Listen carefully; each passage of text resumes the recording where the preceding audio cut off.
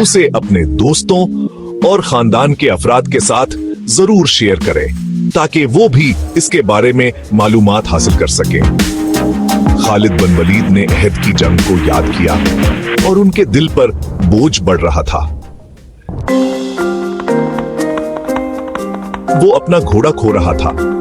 वो एक नशे की जगह से गुजर रहा था तो उसकी नजर से ओहूद के पहाड़ की चोटी दूर था।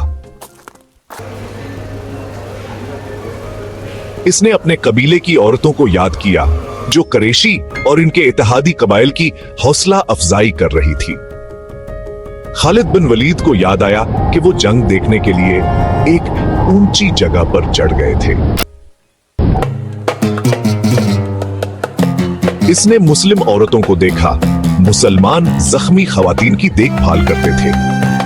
वो उनका इलाज करते थे और उन्हें पानी देते थे। मुसलमानों के साथ 14 औरतें थीं, जिनमें हजरत फातिमा भी शामिल थी।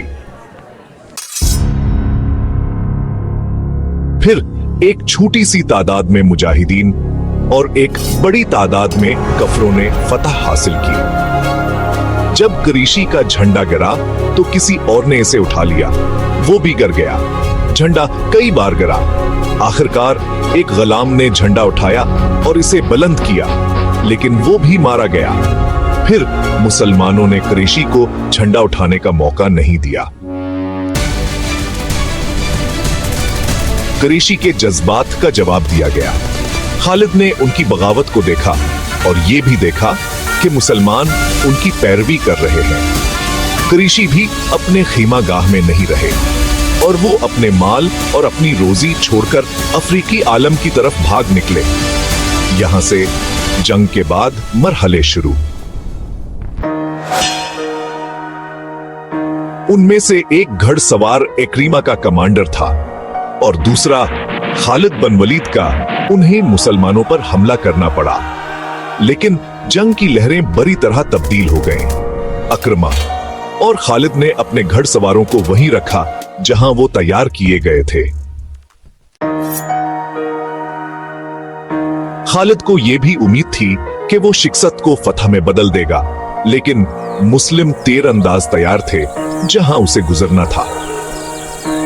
मुसलमों तीर अंदाजों ने अपने आली मकाम से देखा कि कुरैशी भाग गए हैं और अपने साथ उनकी अशिया जमा कर रहे हैं।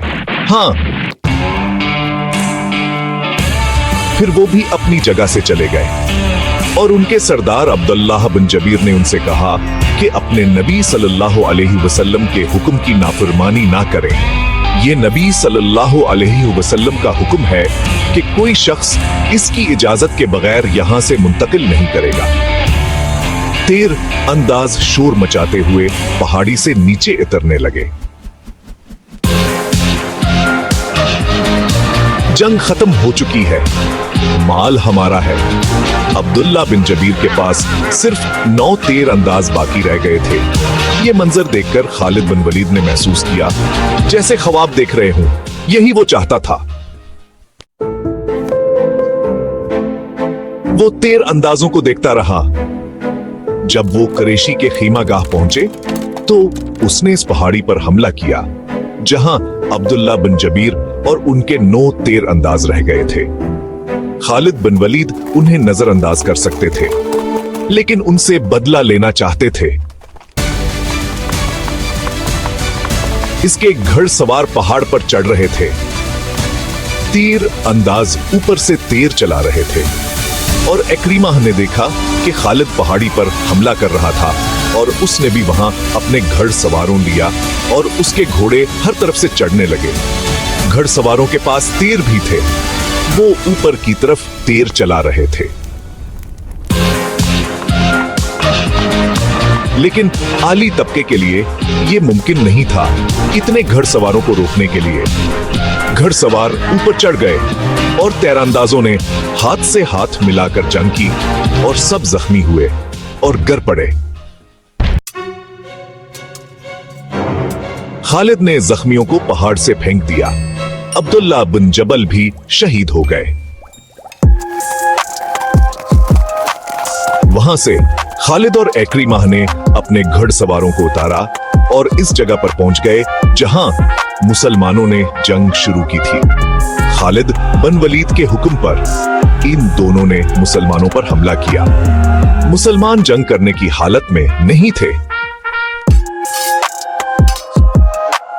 The battle, you see, started to turn against the Muslims. The tide was shifting and the situation was becoming increasingly dire for them. लेकिन पैगंबर इस्लाम सल्लल्लाहु अलैहि वसल्लम के साथ कुछ मुजाहिदीन थे। ये जंगजू घुड़सवारों के खिलाफ लड़े। वो औरतें जो उनके साथ आई थी भाग निकले, मगर एक औरत जिसका नाम अमरा था वहां छुपी हुई थी।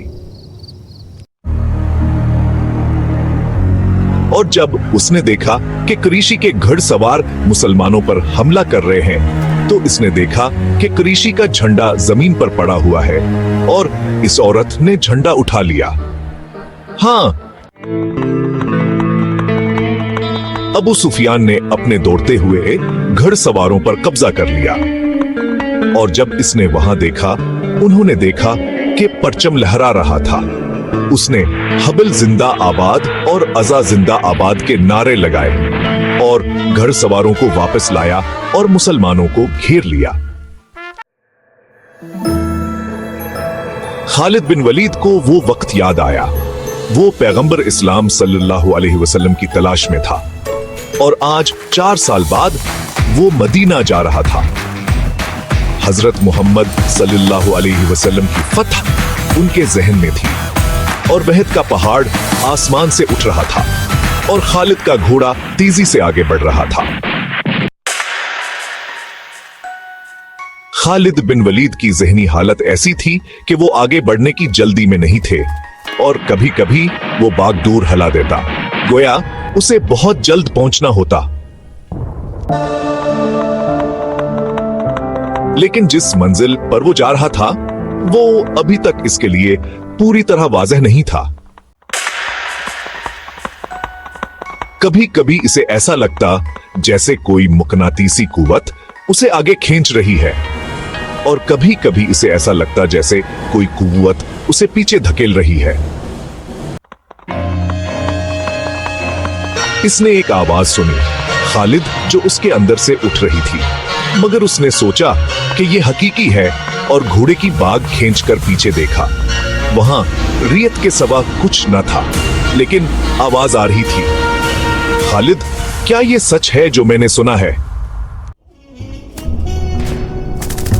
खालिद बिन वलीद ने इस आवाज को पहचान लिया।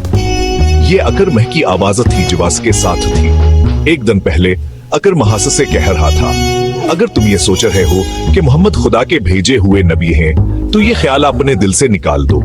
मोहम्मद हमारे बहुत से रिश्तेदारों का कातिल है। अपनी कौम को देखो जिसने सोर जगरोब होने से पहले मोहम्मद को कत्ल करने की कसम खाई है। इन पर सलामती हो।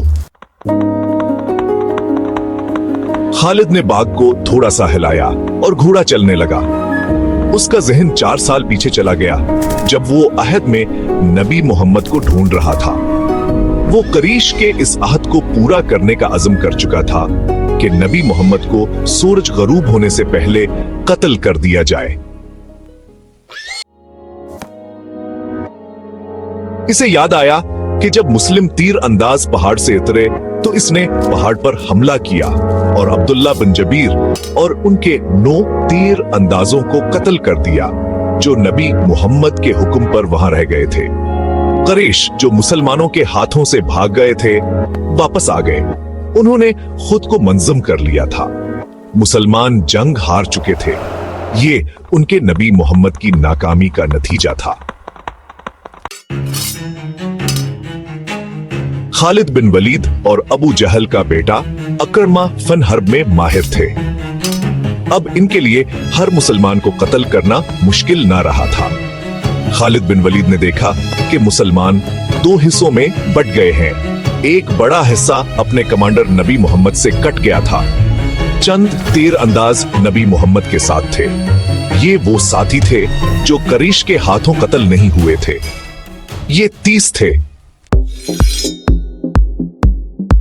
इनमें अबू दजाना, साद बिन अबी वकास, हजरत अली, हजरत अब्दुर्रहमान बिन औफ, हजरत अबू बकर सदीक, हजरत अबू अबीदा तलहा बिन अब्दुल्ला और मूसिया बिन अमीर थे। जख्मियों की देखभाल के लिए आने वाली 14 खवातीन में से 2 नबी मोहम्मद के साथ थी। एक अमारा और दूसरी ऐमन थी। ऐमन नबी मोहम्मद के बचपन में उनकी खादमा रह चुकी थी। बाकी 12 खवातीन जख्मियों को उठाने और उनकी तीमारदारी में मसरूफ थी। खालिद बिन वलीद नबी मोहम्मद को ढूंढ रहा था, लेकिन वो मैदान जंग में ज्यादा घूम नहीं सकता था, क्योंकि इसके पास सवारों की एक फौज थी जिसे वो मुकम्मल तौर पर अपने काबू में रखे हुए था। वो अंधे हमलों का दिलदादा था। इसका असूल था कि दुश्मन पर ऐसे घाट उतरे कि दूसरे वार से पहले वो लात मार दे। आज 4 साल बाद जब वो तन्हा सहरा में जा रहा था, इसके जहन में घोड़े दौड़ रहे थे। उसे गोलियों की आवाजें सुनाई दे रही थी। मुसलमानों की चीखें उसके जहन में गूंज रही थी। वो सोच रहा था कि मुसलमान ये जाहिर करने के लिए चला रहे हैं कि वो मौत से नहीं डरते।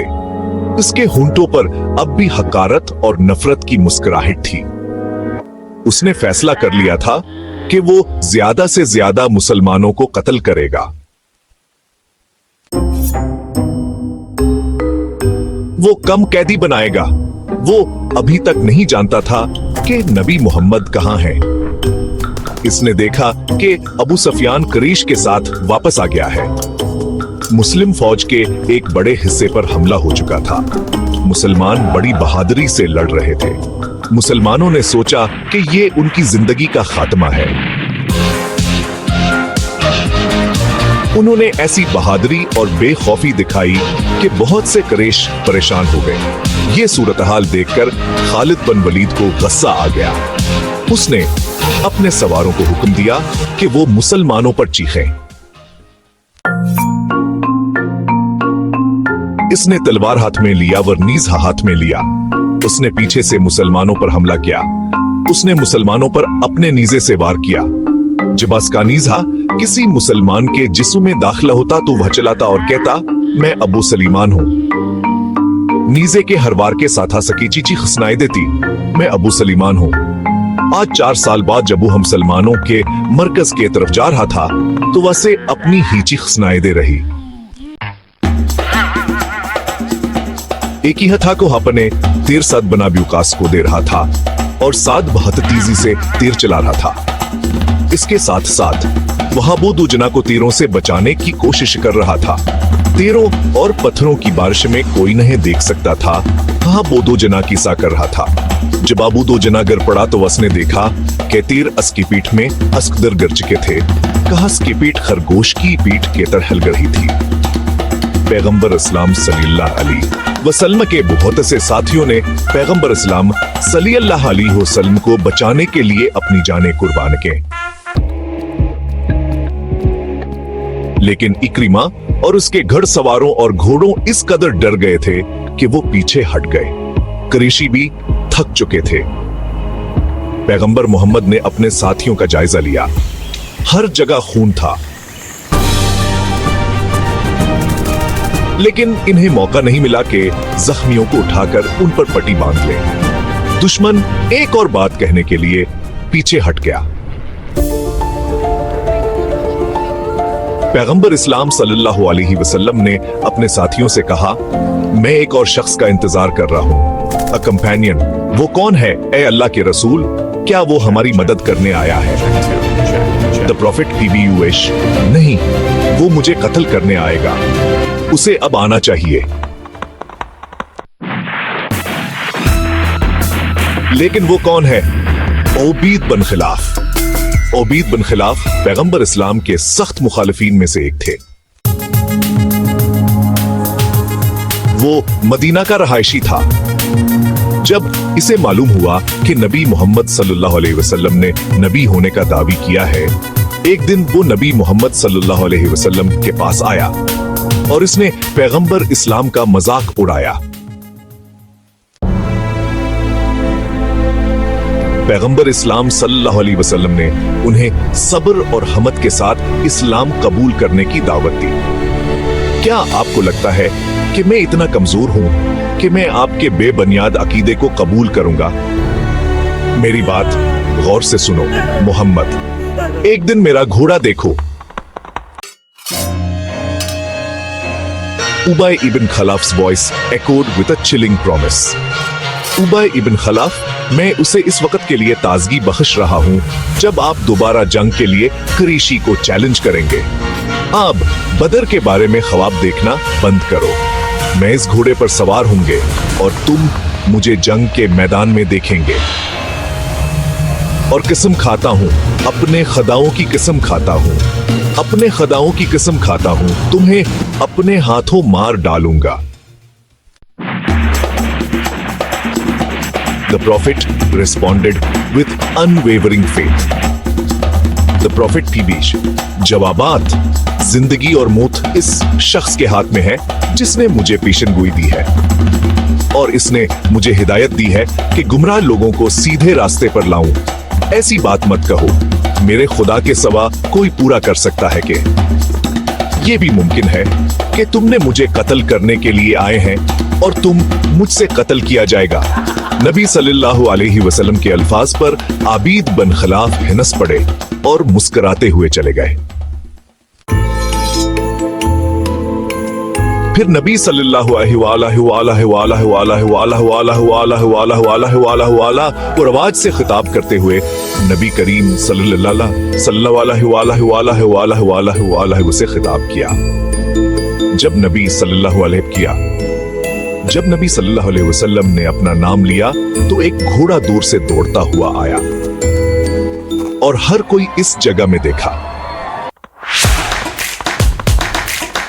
मुझे लगता है कि ये सवार जो हमारी तरफ आ रहा है वो आबीद होगा, और अगर वो आबीद है तो उसे मत रोकना, उसे मेरे सामने और मेरे करीब आने दो। तारीख दान वदी मगजी और इब्न हिशाम ने लिखा है कि वो सवार उबैद बन खलाफ था। उसने चीख कर कहा कि ए मोहम्मद, होशियार रहो, उबैद आया है। देखो, मैं इसी घोड़े पर सवार हूं जो मैंने तुम्हें दिखाया था। 3 या 4 नबी सल्लल्लाहु अलैहि वसल्लम के साथी आगे आए और कहा, हमें उसे खत्म करने की इजाजत दें, यहां तक कि वो आपके करीब आ जाए। नहीं, उसे आने दो। नबी सल्लल्लाहु अलैहि वसल्लम का सर जंजीरों में जकड़ा हुआ था। इसकी जंजीरों नबी सल्लल्लाहु अलैहि वसल्लम के चेहरे के सामने और बाएं और दाईं पर लटका रहे थे। नबी सल्लल्लाहु अलैहि वसल्लम के हाथ में नीजा और तलवार थी। उबैद का घोड़ा करीब आ चुका था। आगे आओ उबैद, मेरे सिवा तुम्हारे साथ कोई नहीं लड़ेगा। उबैद बन खलाफ ने अपने घोड़े को रोका और चलाया। इसे यकीन था कि हम भी सल्लल्लाहु अलैहि वसल्लम को कत्ल कर देगा। इसकी तलवार अभी भ्यास के हाथ में थी। नबी सल्लल्लाहु अलैहि वसल्लम के करीब पहुंच गए। वहां एक ताकतवर घोड़े पर सवार थे और नबी सल्लल्लाहु अलैहि वसल्लम जमीन पर थे। इसने अभी अपनी तलवार निकाली थी। नबी सल्लल्लाहु अलैहि वसल्लम ने आगे आकर छलांग लगा दिया और अपने नीजा से हम पर हमला कर दिया। वो हमले को बचाने के लिए झुका, लेकिन हमला खाली नहीं हुआ। नबी सल्लल्लाहु अलैहि वसल्लम का नीज़ हान के दाएं कंधे पर लगा। वह घोड़े से गिर गया और उसने अपनी कमर तोड़ दी। मौरखीन लिखते हैं कि नबी सल्लल्लाहु अलैहि वसल्लम का हमला इतना ताकतवर नहीं था कि उबैद जैसा ताकतवर आदमी उठ न सके। फिर नबी सल्लल्लाहु अलैहि वसल्लम ने उस पर हमला करने की कोशिश की और वो घोड़े की दूसरी तरफ गिर गया। गालिबन वो खौफ ज़दा था। नबी सल्लल्लाहु अलैहि वसल्लम का हमला उनके लिए गैर मुतवक्का था और अठने वो वहां अपना घोड़ा छोड़ दिया और भाग गया। बाज लोगों ने इसके जख्मों को देखकर यकीन दिलाया कि उसे किसी ने कत्ल नहीं किया, जख्म बहुत छोटे हैं, लेकिन वो इस हालत में था। लेकिन वो ऐसी हालत में था कि इसके मुन्ना से अल्फाज निकल आए, मैं जिंदा नहीं रहूंगा। मोहम्मद ने कहा कि मैं इसके हाथों मारा जाऊंगा। तारीखदान इब्न हशाम ने लिखा है कि उबीद ने भी ये अल्फाज कहे थे, तो मैं हमने ट्रेथी इम्बू सरक, अगर मोहम्मद मुझ पर थूकते तो मैं जिंदा ना बचता। जब अहद की जंग खत्म हुई तो उबैद कुरैशी के साथ मक्का के लिए रवाना हो गए। रास्ते में वो लड़े और उबैद मर गया। थोड़े खालिद को वो वक्त 4 साल बाद कल की तरह याद आया।